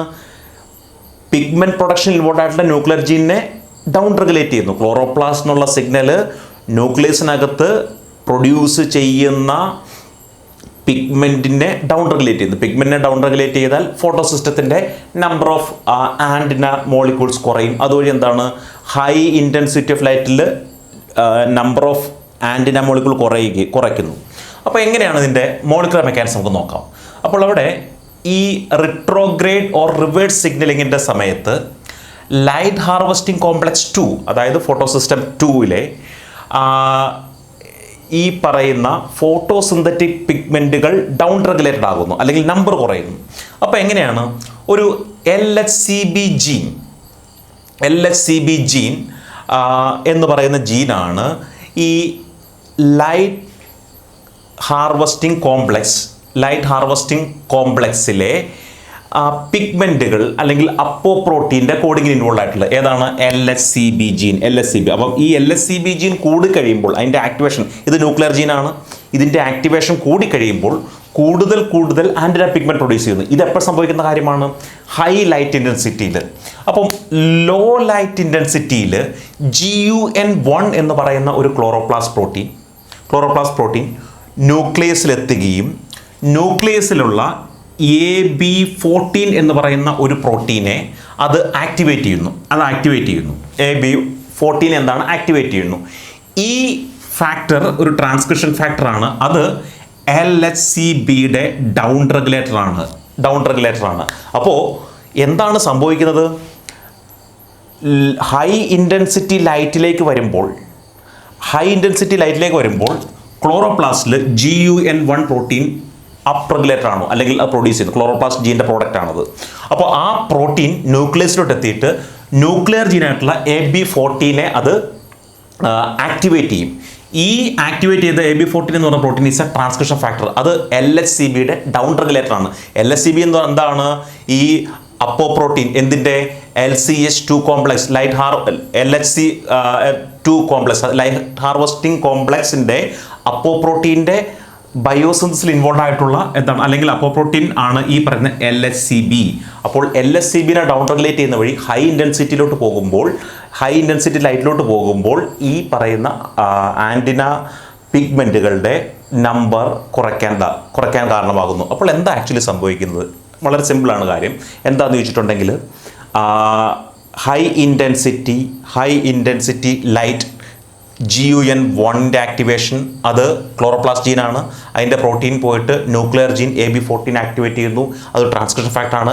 LHCB എന്ന് പറയുമ്പോൾ അപ്പോ പ്രോട്ടീനാണ്, അല്ലെങ്കിൽ പിഗ്മെൻറ്റിൻ്റെ അപ്പോ പ്രോട്ടീനാണ്. അപ്പോൾ ആ അപ്പോ പ്രോട്ടീൻ്റെ ഡൗൺ റെഗുലേഷൻ വഴി ആൻറ്റിന പിഗ്മെൻറ്റുകളുടെ നമ്പർ കുറയുന്നു. അപ്പോൾ ഹൈ ഇൻറ്റൻസിറ്റിയിൽ നമ്പർ ഓഫ് ആൻറ്റിന പിഗ്മെൻറ്റ്സ് കുറവ് മതി. ലോ ഇൻറ്റൻസിറ്റിയിലാണ് കൂടുതൽ വേണ്ടത്. അപ്പോൾ ഇത് റിട്രോഗ്രേഡ് ഓർ റിവേഴ്സ് സിഗ്നലിംഗ് എക്സാമ്പിളാണ്. ഇനി നമ്മൾ അടുത്ത് പറയാൻ പോകുന്നത് സെൽഫ് പ്രൊപ്പഗേറ്റിംഗ് വേവ് ഓഫ് ROSനെ പറ്റിയാണ്. Reactive oxygen species. നമ്മൾ ബയോട്ടിക് സ്ട്രെസ് പഠിച്ചപ്പോൾ സിസ്റ്റമിക് അക്വേർഡ് റെസ്പോൺസ് SARനെ പറ്റി പറഞ്ഞായിരുന്നു. അതായത് ഒരു പ്ലാന്റിൽ ഒരു സ്ഥലത്ത് ഒരു പാത്തോജൻ അറ്റാക്ക് വന്നാൽ എൻ്റയർ പ്ലാന്റ് പ്രൊട്ടക്റ്റഡ് ആകുന്നു എന്ന് പറഞ്ഞതുപോലെ ഒരു പ്ലാന്റിൻ്റെ ഒരു റീജിയനിൽ ഒരു എബയോട്ടിക് സ്ട്രെസ് ഉണ്ടാകുകയാണെങ്കിൽ ആ റീജിയനിൽ മാത്രമല്ല എൻ്റയർ പ്ലാന്റിൽ റിയാക്റ്റീവ് ഓക്സിജൻ സ്പീഷീസിൻ്റെ പ്രൊഡക്ഷൻ നടക്കുന്നു. അപ്പോൾ റിയാക്റ്റീവ് ഓക്സിജൻ സ്പീഷീസിൻ്റെ പ്രൊഡക്ഷൻ സഡൻലി എല്ലാത്തിലും ആകുമല്ല ചെയ്യുന്നത്. ഒരു സ്ഥലത്തുണ്ടായി അവിടുന്ന് ഇങ്ങനെ വേവ് പോലെ ഇങ്ങനെ പോയി എൻ്റയർ പ്ലാന്റിലോട്ടാകുന്നു. അപ്പോൾ ശരിക്കും പറഞ്ഞാൽ സെൽഫ് പ്രൊപ്പഗേറ്റിംഗ് വേവ്, തന്നെ പ്രൊപ്പഗേറ്റ് ചെയ്ത് പോകുന്ന ഒരു wave of reactive oxygen species ഈ എബയോട്ടിക് സ്ട്രെസ് നടന്ന ലൊക്കാലിറ്റിയിൽ നിന്നും എൻ്റയർ പ്ലാന്റിലേക്ക് സ്പ്രെഡ് ആകുന്നു. ഇതാണ് സിസ്റ്റമിക് അക്വേർഡ് അക്ലിമേഷൻ എന്ന് പറയുന്നത്. സിസ്റ്റമിക് അക്വേർഡ് അക്ലിമേഷൻ വളരെ സിമ്പിളായിട്ട് പറയുകയാണെങ്കിൽ ഒരു സ്ഥലത്ത് ഒരു സ്ട്രെസ് എക്സ്പീരിയൻസ് ചെയ്താൽ അവിടെ റിയാക്റ്റീവ് ഓക്സിജൻ സ്പീഷീസ് ഉണ്ടാകുന്നത് വളരെ ഡയറക്റ്റ് ആണ്. ആ റിയാക്റ്റീവ് ഓക്സിജൻ സ്പീഷീസിൻ്റെ പ്രൊഡക്ഷൻ ഒരു വേവ് പോലെ മറ്റ് പാർട്സ് ഓഫ് ദ പ്ലാന്റിലേക്ക് പോകുന്നു. ഇതിനെയാണ് സിസ്റ്റമിക് അക്വേർഡ് അക്ലിമേഷൻ എന്ന് പറയുന്നത്. ഇപ്പം ഹീറ്റ് സ്ട്രെസ് ആയിക്കോട്ടെ, കോൾഡ് ആയിക്കോട്ടെ, സലൈനിറ്റി ആയിക്കോട്ടെ, അല്ലെങ്കിൽ ഹൈ ഇൻറ്റൻസിറ്റി ലൈക്ക് ആയിക്കോട്ടെ, ആ സമയത്തെല്ലാം ഈ പറയുന്ന റിയാക്റ്റീവ് ഓക്സിജൻ സ്പീഷീസിൻ്റെ വേവ് പ്ലാന്റിൽ ഉണ്ടാകുന്നു. ഇത് ട്രാൻസ്പോർട്ടഡ് ആകുന്നത് ഈ പറയുന്ന വേവിൻ്റെ സ്പീഡ് എന്ന് പറഞ്ഞാൽ 8.4 cm/min ആണ്. അത്രയും സ്പീഡിൽ ഇത് എൻ്റയർ പ്ലാന്റിലോട്ട് സ്പ്രെഡ് ആകുന്നു. അപ്പോൾ ഇതിനകത്ത് ഇതിൽ ഒബ്സർവ്ഡ് ഫാക്ട് എന്താണെന്ന് വെച്ചിട്ടുണ്ടെങ്കിൽ നമ്മൾ NADPH ഓക്സിഡേസിനെ പറ്റി കണ്ടായിരുന്നു. റിയാക്റ്റീവ് ഓക്സിജൻ സ്പീഷീസിൻ്റെ പ്രൊഡക്ഷനിൽ ഇൻവോൾവ് ആയിട്ടുള്ള NADPH ഓക്സിഡേസിനെ പറ്റി പറഞ്ഞായിരുന്നു. NADPH ഓക്സിഡേസിനെ പറ്റി നമ്മൾ പറഞ്ഞത് ഒരു കോമൺ ഗ്രൂപ്പ് ഓഫ് പ്രോട്ടീൻ്റെ കീഴിലാണ് വരുന്നത്. ഏതാണ്? Respiratory burst oxidative homology, RBOHD എന്നുള്ള ഒരു ഗ്രൂപ്പിൽപ്പെട്ട പ്രോട്ടീനാണ് NADPH ഓക്സിഡേസ്. നമുക്കറിയാം NADPH ഓക്സിഡേസ് നമ്മൾ കുറച്ച് മുമ്പ് പറഞ്ഞായിരുന്നു, അല്ലെങ്കിൽ നേരത്തെ ഡിസ്കസ് ചെയ്തായിരുന്നു. NADPH ഓക്സിഡേസ് കാൽസ്യം ഡിപ്പെൻഡൻറ്റ് മാനറിൽ, കാൽസ്യം ഡിപ്പെൻഡൻറ്റ് പ്രോട്ടീൻ കൈനേസിനാൽ NADPH ഓക്സിഡേസ് ആക്ടിവേറ്റഡ് ആവുകയും അതുവഴി റിയാക്റ്റീവ് ഓക്സിജൻ സ്പീഷീസിൻ്റെ പ്രൊഡക്ഷൻ നടക്കുന്നതിനെ പറ്റി പറഞ്ഞായിരുന്നു. അപ്പോൾ ഈ NADPH ഓക്സിഡേസ് ആണ് ഈ വേവ് പോലെ ഉള്ള ഈ പറയുന്ന റിയാക്റ്റീവ് ഓക്സിജൻ സ്പീഷീസിൻ്റെ പ്രൊഡക്ഷൻ കാരണമാകുന്നത്. ഇപ്പോൾ പറയുകയാണെങ്കിൽ ഇപ്പോൾ ഒരു സെല്ലിൽ NADPH ഓക്സിഡേസ് ആക്റ്റീവായി, അപ്പോൾ അവിടെ ROH റിയാക്റ്റീവ് ഓക്സിജൻ സ്പീഷീസ് ഉണ്ടായി. അടുത്ത സെല്ലിലോട്ടും എന്താണ് NADPH ഓക്സിഡേസ് ആക്റ്റീവായി, അവിടെയും റിയാക്റ്റീവ് ഓക്സിജൻ സ്പീഷീസ് ഉണ്ടായി. അടുത്ത സെല്ല് ഇങ്ങനെ എന്താണ് വേവ് പോലെ പോകുന്നതിൽ NADPH ഓക്സിഡേസിൻ്റെ ആക്ടിവേഷൻ ഇൻവോൾവ് ആണ്. NADPH ഓക്സിഡേസ് ഒന്നുമല്ല, ഈ പറയുന്ന റിയാക്റ്റീവ് ഓക്സിജൻ സ്പീഷീസിൻ്റെ പ്രൊഡക്ഷനിൽ ഇൻവോൾവ് ആയിട്ടുള്ള എൻസൈമാണ്, മെംബ്രെയിൻ ബോണ്ട് എൻസൈമാണ്. അപ്പോൾ ഈ സിസ്റ്റമിക് അക്വേർഡ് അക്ലിമേഷൻ്റെ കാര്യത്തിൽ NADPH ഓക്സിഡേസിൻ്റെ ആക്ടിവേഷൻ ഒരു ഇമ്പോർട്ടൻറ്റ് ഫാക്ടറാണ്. നമ്മൾ ഇതുവരെ പറഞ്ഞുകൊണ്ടിരുന്നത് ഒരു സ്ട്രെസ്സിൻ്റെ സമയത്ത് സിഗ്നലിംഗ് പാത്വേ എങ്ങനെ ഓപ്പറേറ്റ് ചെയ്യുന്നു, gene expression, signalling pathway ultimately മിക്കവാറും കേസിൽ ജീൻ എക്സ്പ്രഷൻ കാരണമാകുന്നു, അങ്ങനെയുള്ള കാര്യങ്ങളാണ്.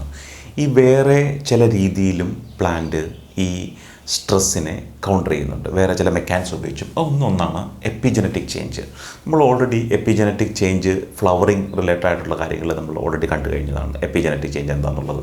അപ്പം അതെന്ന് പറഞ്ഞിട്ടുണ്ടെങ്കിൽ ജീൻ കണ്ടൻറ്റ് അല്ലെങ്കിൽ ജനറ്റിക് കണ്ടൻറ്റ് സെയിം ആയിട്ട് നിർത്തിക്കൊണ്ട് ചില ജീനുകളെ പെർമനൻ്റായിട്ട് ആക്ടിവേറ്റ് ചെയ്യുകയോ ഇനാക്ടിവേറ്റോ ചെയ്യുന്നതിനാണ് എപ്പിജനറ്റിക് ചേഞ്ച് എന്ന് പറയുന്നത്. അതായത് ഓൾറെഡി ഉള്ള ജീനുകളുടെ ആക്ടിവേഷൻ ഓർ ഇനാക്ടിവേഷൻ, അത് അറ്റ്ലീസ്റ്റ് ആ ഒരു പ്ലാന്റിൻ്റെ ലൈഫ് സ്പാനിലെങ്കിലും പെർമനൻ്റ് ആണെന്ന് വെച്ചിട്ടുണ്ടെങ്കിൽ ഒരു സെല്ലിൽ എപ്പിജനറ്റിക് ചേഞ്ച് നടന്നിട്ടുണ്ടെങ്കിൽ ആ സെല്ലിൻ്റെ മൈറ്റോട്ടിക് പ്രോഡക്റ്റ്, അതിനുണ്ടാകുന്ന ബാക്കി എല്ലാ സെല്ലുകളും എന്താണ് അതേപോലുള്ള ചേഞ്ച് ഉള്ളതായിരിക്കും. അങ്ങനെയുള്ള എപ്പിജനറ്റിക് ചേഞ്ചുകളും പലപ്പോഴും ഈ പറയുന്ന സ്ട്രെസ്സിനെ കൗണ്ടർ ചെയ്യുന്നതിൽ പ്ലാന്റ് എംപ്ലോയ് ചെയ്യാറുണ്ട്. ഓക്കെ, അപ്പം ഏറ്റവും സിമ്പിളാണ് stable heritable DNA methylation and histone modification. അപ്പോൾ എങ്ങനെയാണ് ഈ എപ്പിജനറ്റിക് ചേഞ്ചുകൾ പ്ലാന്റിൽ ഉണ്ടാകുന്നത്? ഹെറിറ്റബിൾ എന്ന് കൊടുത്തിട്ടുണ്ട്. ഹെറിറ്റബിൾ എന്ന് പറയുമ്പോൾ ഒരു സെല്ല് ഡിവൈഡ് ചെയ്ത് രണ്ടെണ്ണമാകുമ്പോൾ അതിലും ഈ ചേഞ്ച് ഉണ്ടാകും. അതാണ് സ്റ്റേബിൾ ഹെറിറ്റബിൾ DNA മീതൈലേഷൻ. ഈ എപ്പിജനറ്റിക് ചേഞ്ചുകൾ സംഭവിക്കുന്ന DNAയുടെ മീതൈലേഷൻ അല്ലെങ്കിൽ DNA ആയിട്ട് അസോസിയേറ്റ് ചെയ്യുന്ന ഹിസ്റ്റോണുകളുടെ മോഡിഫിക്കേഷൻ, ഇങ്ങനെയൊക്കെയാണ് ജീനുകളുടെ ആക്ടിവേഷൻ ഇനാക്ടിവേഷൻ നടക്കുന്നത്. അങ്ങനെയും ഈ സ്ട്രെസ്സിനോട് പ്ലാന്റ് പ്രതികരിക്കാറുണ്ട്. അപ്പോൾ എക്സാമ്പിളായിട്ട് പറയുന്നെങ്കിൽ ഈ ഫ്രീസിങ്ങിൻ്റെ സമയത്ത് ഫ്ലവറിങ് ലേറ്റ് ആക്കുന്നതിൽ ഇൻവോൾവ് ആയിട്ടുള്ള മെക്കാനിസം എന്താണെന്ന് വെച്ചിട്ടുണ്ടെങ്കിൽ SOCFT ജീനുകളുടെ ഡീഅസറ്റൈലേഷൻ. SOCFT ജീനുകൾ നമ്മൾ ഫ്ലവറിങ്ങുമായിട്ട് റിലേറ്റഡ് ആയിട്ട് പഠിച്ചിട്ടുണ്ട്. അങ്ങനെയുള്ള ഫ്ലവറിങ്ങിനെ ഇൻഡ്യൂസ് ചെയ്യുന്നതിൽ ഇൻവോൾവ് ആയിട്ടുള്ള ജീനുകളുടെ ഡീഅസറ്റൈലേഷൻ ഈ ഫ്ലവറിങ് ലേറ്റ് ആക്കുന്നതിൽ ഇൻവോൾവ് ആയിട്ടുണ്ട്. അതുകൂടാതെ നമ്മൾ ഓൾറെഡി കണ്ടു കഴിഞ്ഞാണ് FLC പോലെയുള്ള ജീനുകളുടെ ഇനാക്ടിവേഷൻ വെർണലൈസേഷൻ്റെ സമയത്ത്. ഈ വെർണലൈസേഷൻ നമ്മൾ ഫ്ലവറിങ് ഇൻഡ്യൂസ് ചെയ്യുന്ന കാര്യമായിട്ട് പറഞ്ഞെങ്കിൽ പോലും ഇത് ശരിക്കും പറഞ്ഞൊരു എൻവയോൺമെൻറ്റൽ സ്ട്രെസ് പോലെ ലോ ടെമ്പറേച്ചർ ട്രീറ്റ്മെൻറ്റിലൂടെയാണ് ഫ്ലവറിങ്ങിലോട്ട് പോകുന്നത്. ആ ലോ ടെമ്പറേച്ചർ സമയത്ത് ആണ് ഈ FLC എപ്പിജനറ്റിക്കലി ഇനാക്റ്റീവ് ആകുന്നത്. ഓക്കെ, ഇനി അതുകൂടാതെ ചില സ്മോൾ RNAs ഈ ജീനുകളുടെ എക്സ്പ്രഷനെ ബാധിക്കാറുണ്ട്. അപ്പോൾ എക്സാമ്പിളായിട്ട് പറയുകയാണെങ്കിൽ miRNA അല്ലെങ്കിൽ മൈക്രോ RNA ഓർ siRNA അല്ലെങ്കിൽ ഷോർട്ട് ഇൻ്റർഫിയറിംഗ് RNA, ഇങ്ങനെയുള്ള രണ്ട് ടൈപ്പ് ഓഫ് RNAകളാണ് പലപ്പോഴും ഈ ജീൻ എക്സ്പ്രഷനെ അല്ലെങ്കിൽ ഒരു പ്രോട്ടീൻ്റെ പ്രൊഡക്ഷനെ ബാധിക്കാറുള്ളത്. ജീൻ എക്സ്പ്രഷനെ കഴിഞ്ഞ് ഉപരി ഒരു പ്രോട്ടീൻ്റെ പ്രൊഡക്ഷനെ ബാധിക്കാറുള്ളത്. അപ്പം മൈക്രോ RNA ആ ഒരു പ്രോട്ടീൻ്റെ പ്രൊഡക്ഷനെ ബാധിക്കുന്നത് എങ്ങനെയാണെങ്കിൽ അല്ലെങ്കിൽ നെഗറ്റീവായിട്ട് നിൽക്കുന്നത് എങ്ങനെയാണെന്ന് ചോദിച്ചിട്ടുണ്ടെങ്കിൽ പോസ്റ്റ് ട്രാൻസ്ക്രിപ്ഷണൽ മോഡിഫിക്കേഷൻ വഴിയാണ്. എന്താ പോസ്റ്റ് ട്രാൻസ്ക്രിപ്ഷണൽ മോഡിഫിക്കേഷൻ? അതായത് മൈക്രോ RNA ചില mRNAയിൽ, ആ മൈക്രോ RNA എന്ന് പറയുന്ന ചെറിയ RNA ചില mRNA ട്രാൻസ്ലേറ്റ് ചെയ്താലേ അത് പ്രോട്ടീനായി മാറത്തുള്ളൂ. അപ്പം ഈ മൈക്രോ RNA mRNAയിൽ പോയിട്ട് ബൈൻഡ് ചെയ്യുകയും ആ mRNA ഇനാക്റ്റീവ് ആക്കുകയും കളയും. അപ്പോൾ mRNA ഇനാക്റ്റീവായ പ്രോട്ടീൻ ഉണ്ടാകത്തില്ല. അപ്പം അങ്ങനെയുള്ള മൈക്രോ RNA മീഡിയേറ്റഡ് മാനറിൽ പോസ്റ്റ് ട്രാൻസ്ക്രിപ്ഷൻ എന്ന് പറഞ്ഞാൽ മൈക്രോ RNA എന്ന് പറയുന്ന ജീൻ അല്ലെങ്കിൽ mRNA ഇനാക്ടിവേറ്റ് ചെയ്യുന്നതിൽ ഇൻവോൾവ് ആയിട്ടുള്ള മൈക്രോ RNA mRNAയിൽ പോയിട്ട് ബൈൻഡ് ചെയ്തു. ട്രാൻസ്ക്രിപ്ഷൻ്റെ പ്രോഡക്റ്റാണ് mRNA. അപ്പോൾ പോസ്റ്റ് ട്രാൻസ്ക്രിപ്ഷൻ mRNA ഉണ്ടായതിനു ശേഷം മൈക്രോ RNA mRNAയിൽ പോയിട്ട് ബൈൻഡ് ചെയ്തിട്ട് അതിനെ എന്താണ് ഇനാക്റ്റീവ് സ്റ്റേറ്റിലോട്ടാക്കി പോകുന്നത്. അപ്പം mRNA ഇനാക്റ്റീവായ പ്രോട്ടീൻ ഉണ്ടാകത്തില്ല. അപ്പോൾ അതുവഴി പ്രോട്ടീൻ പ്രൊഡക്ഷനെ ഇല്ലാണ്ടാക്കുന്നു. അങ്ങനെ പലപ്പോഴും ഈ പറയുന്ന സ്ട്രെസ്സിനെ കൗണ്ടർ ചെയ്യാറുണ്ട് പ്ലാന്റ്. അപ്പം അങ്ങനെ മൈക്രോ ആർഎൻഎ ഡിപ്പെൻഡൻറ്റ് മാനറിൽ mRNA പോയിട്ട് ബൈൻഡ് ചെയ്ത് mRNA ഇനാക്റ്റീവ് വന്ന ആ ഒരു പ്രോസസ്സിനെയാണ് RNA ഇൻഡ്യൂസ്ഡ് സൈലൻസിങ് കോംപ്ലക്സ്, പ്രോസസ്സിനെ അല്ല അങ്ങനെ ഫോം ചെയ്യുന്ന ആ ഒരു കോംപ്ലക്സിനെയാണ് RNA ഇൻഡ്യൂസ്ഡ് സൈലൻസ് കോംപ്ലക്സ്. അതായത് മൈക്രോ RNA mRNAയും കൂടെ കൂടിയിട്ട് കോംപ്ലക്സ് ഫോം ചെയ്യും, അതുവഴി mRNAയുടെ ഇനാക്ടിവേഷൻ നടക്കുന്നു. ആ ഒരു കോംപ്ലക്സ് ഒരു എന്ത് complex risk centre risk formation RNA induced silencing complex formation വഴി mRNA ഇനാക്ടിവേറ്റ് ചെയ്യുന്നു. അടുത്തത് siRNA ഷോർട്ട് ഇൻ്റർഫിയറിംഗ് RNA. അതെന്ന് പറഞ്ഞിട്ടുണ്ടെങ്കിൽ ഈ RNA പോയിട്ട് ക്രൊമാറ്റിൽ പോയിട്ട് ബൈൻഡ് ചെയ്യുന്നു. മറ്റത് mRNAയിലായിരുന്നു, ഇത് ക്രൊമാറ്റിൽ ജീനിൽ പോയിട്ട് ബൈൻഡ് ചെയ്തിട്ട് അപ്പോൾ എന്തായിരിക്കും ആ ഒരു ജീനിനെ ഇനാക്റ്റീവ് ആകുന്നു. അതാണ് RNA ഇൻഡ്യൂസ്ഡ് സൈലൻസിങ് കോംപ്ലക്സിൻ്റെ ഫോർമേഷൻ വഴി. മറ്റത് RISC, അത് RITS. RISC എന്ന് പറഞ്ഞെങ്കിൽ mRNA ആയിട്ട് ഇൻട്രാക്ട് ചെയ്തിട്ടുണ്ടാകുന്ന കോംപ്ലക്സ്. ഇതെന്താണ് ജീനിൽ പോയിട്ട് അല്ലെങ്കിൽ ക്രൊമാറ്റിനിൽ പോയിട്ട് ഇൻട്രാക്ട് ചെയ്ത് ഷോർട്ട് ഇൻ്റർഫിയറിംഗ് RNA ക്രൊമാറ്റിനിൽ പോയിട്ട് ഇൻട്രാക്ട് ചെയ്തിട്ട് ഉണ്ടാകുന്ന കോംപ്ലക്സ് ആണ് റിഡ്സ് അല്ലെങ്കിൽ RNA ഇൻഡ്യൂസ്ഡ് സൈലൻസിങ് കോംപ്ലക്സ്. രണ്ടും ആയിക്കോട്ടെ, ഒന്ന് mRNAയുടെ ഇനാക്ടിവേഷൻ, ഒന്ന് ജീനിൻ്റെ ഇനാക്ടിവേഷൻ. ജീനിൽ നിന്നും mRNA ഉണ്ടായി, mRNA നിന്ന് പ്രോട്ടീൻ ഉണ്ടാകുന്നു. അപ്പോൾ ഒന്ന് ജീനിനെ ഇനാക്ടിവേറ്റ് ചെയ്യുന്നു, ഒന്ന് mRNA ഇനാക്ടിവേറ്റ്. രണ്ടാണെങ്കിലും ഫലം എന്താണ്? ആ ഒരു mRNA അല്ലെങ്കിൽ ജീൻ കോഡ് ചെയ്യുന്ന പ്രോട്ടീൻ ഉണ്ടാകത്തില്ല. അങ്ങനെ ഉള്ള മെക്കാനിസം ഉപയോഗിച്ചും പ്ലാന്റ് ഈ പറയുന്ന ജീൻ ഇനാക്ടിവേഷൻ വഴി സ്ട്രെസ്സിനോട് റെസ്പോണ്ട് ചെയ്യുന്നു. അതുകൂടാതെ സ്മോൾ RNA അതെന്താണ്? ചില ചെറിയ RNAകൾക്ക് mRNAയിൽ നിന്നുള്ള പ്രോട്ടീൻ പ്രൊഡക്ഷൻ ട്രാൻസ്ലേഷനെ ഇൻഹിബിറ്റ് ചെയ്യാൻ പറ്റും. അങ്ങനെയും ചില ചെറിയ RNAകൾ പ്രോട്ടീൻ പ്രൊഡക്ഷനെ ഇൻഹിബിറ്റ് ചെയ്യുന്നു. അപ്പോൾ 3 ലെവലിൽ, ഒന്ന് ജീൻ്റെ ലെവലിൽ, ഒന്ന് mRNA ലെവലിൽ, ഒന്ന് എന്താണ് mRNAയിൽ നിന്നും പ്രോട്ടീൻ ഉണ്ടാകുന്ന പ്രോസസ്സ്, അത് ട്രാൻസ്ലേഷനെ ഇൻഹിബിറ്റ് ചെയ്യുന്ന വഴിയും ജീനുകളുടെ എക്സ്പ്രഷനെ ഡൗൺ റെഗുലേറ്റ് ചെയ്യുന്നു. ഇതൊക്കെ മെക്കാനിസമാണ്. എന്തിനുള്ള മെക്കാനിസം? ഈ സ്ട്രെസ്സിനെ കൗണ്ടർ ചെയ്യാനുള്ള മെക്കാനിസമാണ്. ഓക്കെ, അപ്പം നമ്മൾ ഇതുവരെ കണ്ടു പല പല ഫാക്ടേഴ്സ്, ഈ സ്ട്രെസ് റെസ്പോൺസിൽ ഇൻവോൾവ് ആയിട്ടുള്ള പല പല ഫാക്ടേഴ്സ് നമ്മൾ കണ്ടു. ഇനി നമ്മൾ പറയാൻ പോകുന്ന ഹോർമോണുകളുടെ ഇൻവോൾവ്മെൻറ്റിനെ പറ്റിയാണ്. ഓൾമോസ്റ്റ് എല്ലാ ഹോർമോൺസും ഈ സ്ട്രെസ് റെസ്പോൺസിൽ ഇൻവോൾവ് ആണ്. എന്നാലും ഏറ്റവും ഇമ്പോർട്ടൻ്റ് ആയിട്ടുള്ള 2 ഹോർമോണുകൾ, ഒന്ന് അബ്സിസിക് ആസിഡും മറ്റ് സൈറ്റോകൈനുമാണ്. അപ്പം ആദ്യം നമ്മൾ അബ്സിസിക് ആസിഡിനെ പറ്റി പറയുന്നു. അബ്സിസിക് ആസിഡ് സാധാരണഗതിയിൽ പറയുന്നതിന് ഒരു സ്ട്രെസ് ഹോർമോൺ എന്നുള്ള ഇതിലാണ് പറയുന്നത്. അപ്പം ഈ സ്ട്രെസ്സിൻ്റെ സമയത്ത് അബ്സിസിക് ആസിഡിൻ്റെ കോൺസെൻട്രേഷൻ ഇൻസൈഡ് സെൽ ഒരു 50-fold ഇൻക്രീസ് ഉണ്ടാകും. ഇത് ഭയങ്കരമായിട്ട് അൺയൂഷ്വൽ ആയിട്ടൊരു കാര്യമാണ്. കാരണം സാധാരണ ഹോർമോൺ ലെവൽ ഇൻക്രീസ് ചെയ്യുമെങ്കിലും ഒരു 50-fold ഇൻക്രീസ് ഒന്നും ഒരു ഹോർമോണിൻ്റെ കേസിലും കാണാറില്ല.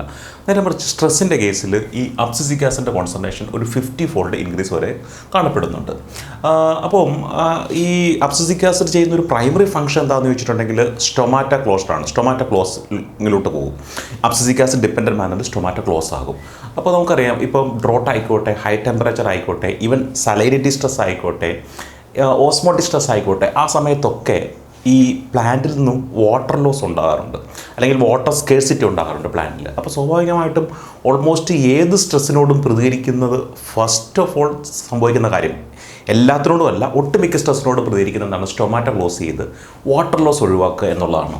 അപ്പം ഈ അബ്സിസിക് ആസിഡിൻ്റെ കോൺസെൻട്രേഷൻ ടെമ്പറേച്ചർ അല്ലെങ്കിൽ ഹീറ്റ് കൂടുന്നതനുസരിച്ച് കൂടിക്കൊണ്ടേയിരിക്കും, ഹ്യൂമിഡിറ്റി കൂടുന്നതനുസരിച്ച് കുറയുകയും ചെയ്യും. അപ്പോൾ ഹ്യൂമിഡിറ്റി എന്ന് പറയുമ്പോൾ അറ്റ്മോസ്ഫിയറിലെ വാട്ടർ കണ്ടൻ്റ് ആണ്.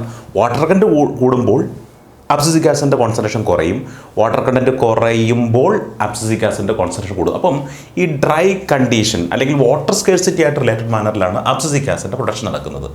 അപ്പം ഈ ഹൈ ഹ്യൂമിഡിറ്റിയിൽ വാട്ടർ കണ്ടൻറ്റ് കൂടുമ്പോൾ അബ്സിസിക് ആസിഡിൻ്റെ ബ്രേക്ക് ഡൗൺ നടക്കും, അതുവഴി അബ്സിസിക് ആസിഡിൻ്റെ കോൺസെൻട്രേഷൻ കുറയും. അപ്പോൾ ഒരു കാര്യം മനസ്സിലാക്കാൻ പറ്റും, ഈ വാട്ടർ സ്കേഴ്സിറ്റിയുടെ സമയത്ത് അബ്സിസിക് ആസിഡ് പ്ലാന്റ് നിർബന്ധമാണ്, അതിൻ്റെ പ്രൊഡക്ഷൻ നടക്കും, അതുവഴി എന്താണ് സ്റ്റൊമാറ്റ ക്ലോസിങ്ങിലോട്ട് പോകും, അതുവഴി പ്ലാന്റ് ഒരു പരിധി വരെ പ്രൊട്ടക്റ്റഡ് ആകും.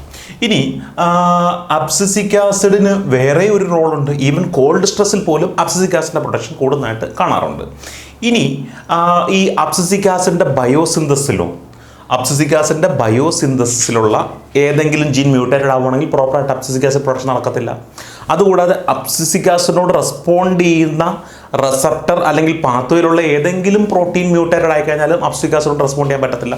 അപ്പോൾ അബ്സിസിക് ആസിഡിന്റെ ബയോസിന്തസിലോ അബ്സിസിക് ആസിഡോട് റെസ്പോണ്ട് ചെയ്യുന്നതിലോ ഇൻവോൾവ് ആയിട്ടുള്ള ഏതെങ്കിലും ജീൻ മ്യൂട്ടേറ്റഡ് ആയി കഴിഞ്ഞാൽ ഈ പ്ലാന്റുകളുടെ ഫീനോടൈപ്പിനെ ജനറലി പറയുന്ന പേരാണ് വിൽറ്റി ഫീനോടൈപ്പ്. എന്തുകൊണ്ട് വിൽറ്റിംഗ് പെട്ടെന്ന് നടക്കുന്നു? എന്തുകൊണ്ടാണ് വിൽറ്റിംഗ് നടക്കുന്നത്? അബ്സിസിക് ആസിഡ് ഡിപ്പെൻഡന്റ് മാനറിൽ സ്റ്റൊമാറ്റ ക്ലോസ് ചെയ്യുമ്പോഴാണ് വാട്ടർ ലോസ് ഒഴിവാകുന്നത്.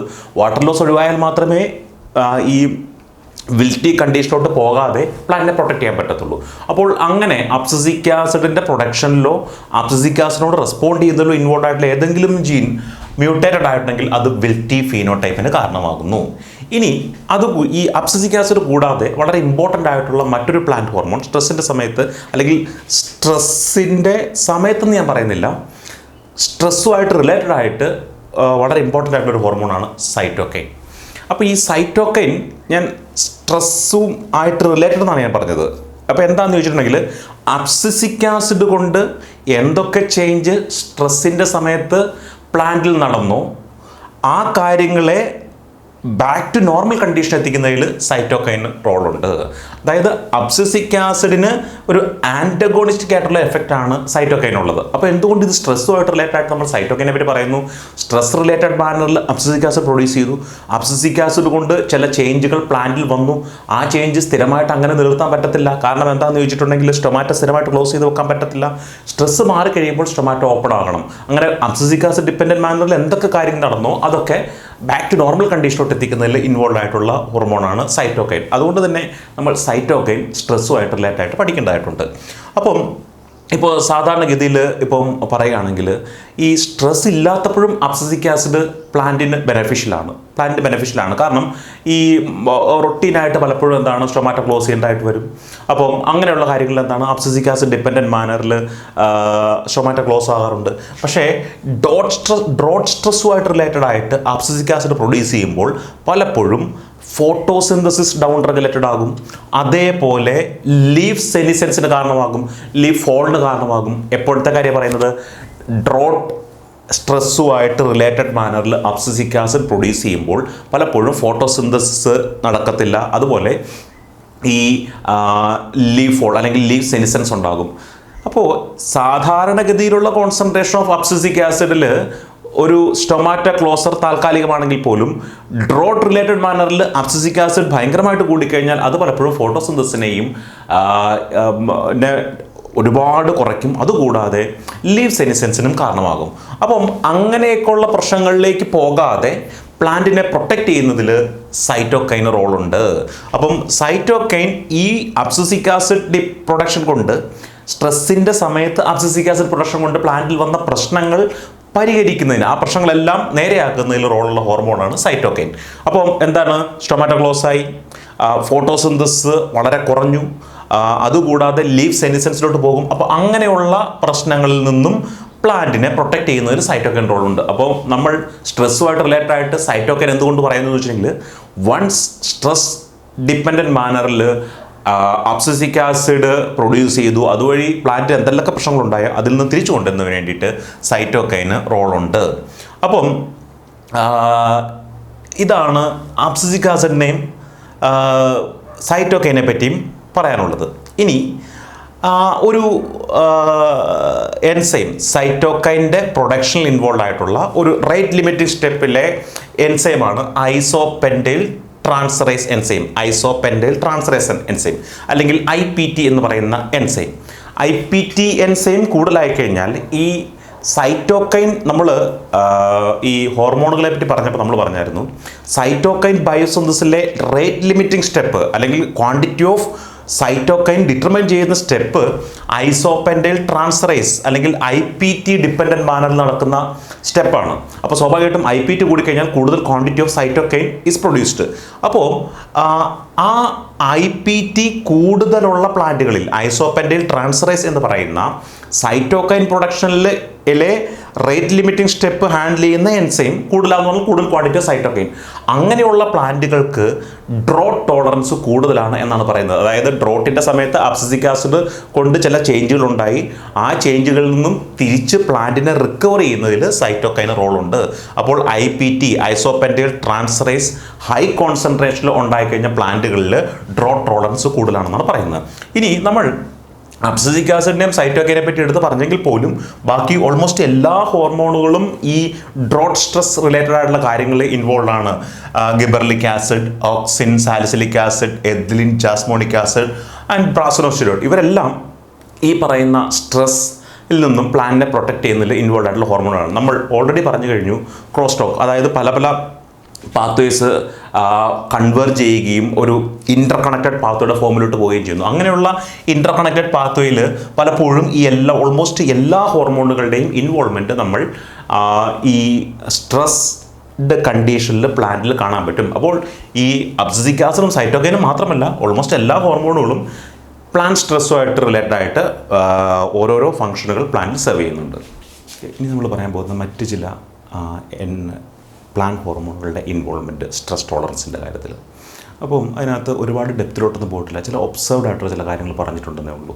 അപ്പം ഒരു ഇതായിട്ട് പറഞ്ഞിട്ടുണ്ടെങ്കിൽ ഒരു TLD1 indole 3 acetic acid amide synthetase, ഈ ഒരു ഫാക്ടറിന്. അപ്പോൾ ഇൻഡോൾ 3 അസറ്റിക് ആസിഡ് നമ്മൾ എന്തുമായിട്ട് റിലേറ്റ് ആയിട്ട് പറഞ്ഞിരിക്കുന്നത് ഓക്സിൻ അല്ലേ, ഓക്സിനാണ്. അപ്പോൾ ഇൻഡോൾ 3 അസറ്റിക് ആസിഡ് അമൈഡ് സിന്തറ്റേസിൻ്റെ പ്രൊഡക്ഷൻ ഒരു ജീൻ്റെ ആക്ടിവേഷൻ കാരണമാകുന്നു, LEA.